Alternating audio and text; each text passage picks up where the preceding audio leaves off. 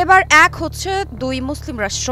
এখন থেকে পরস্পরকে রক্ষা করবে সৌদি আরব ও পাকিস্তান। সম্প্রতি রাষ্ট্রীয় সফরে সৌদি আরবে যান পাকিস্তানের প্রধানমন্ত্রী শেহবাজ শরীফ। এরপরই এলো এমন ঘোষণা।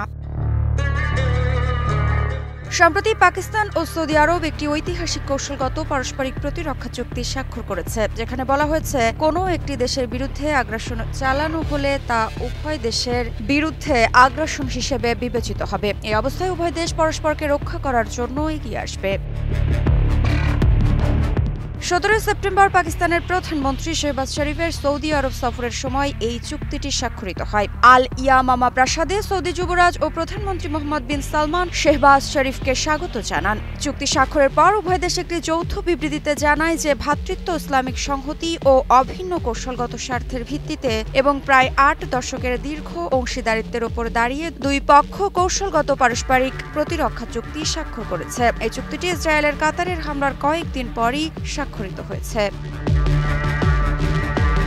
বিবৃতিতে আরও বলা হয়েছে যে এই চুক্তি দ্বিপাক্ষিক নিরাপত্তা সম্পর্ক জোরদার এবং আঞ্চলিক ও বৈশ্বিক শান্তিতে অবদান রাখার যৌথ অঙ্গীকারকে প্রতিফলিত করে। এটি যেকোনো আগ্রাসনের বিরুদ্ধে যৌথ প্রতিরোধ ব্যবস্থা শক্তিশালী করার লক্ষ্য রাখে।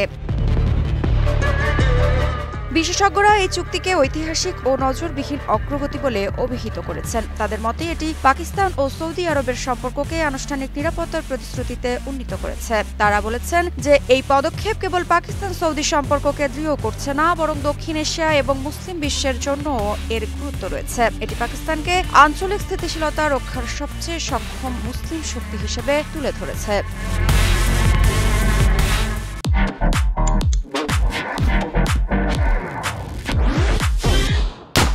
বিশ্লেষকরা আরও বলেছেন যে সাম্প্রতিক আঞ্চলিক অস্থিরতা, ইসরায়েলের হামলা, দোহার সম্মেলন এবং আরব বিশ্বের সার্বভৌমত্ব নিয়ে উদ্বেগ বৃদ্ধির প্রেক্ষাপটে এই চুক্তির তাৎপর্য অনেক বেশি। এটি প্রমাণ করে যে বর্ধিত হুমকির সময়ে সৌদি আরব পাকিস্তানকে সবচেয়ে নির্ভরযোগ্য অংশীদার হিসেবে বিশ্বাস করছে। মৃত্তিকা সিনহা বিশ্বাস, নিউজ 24।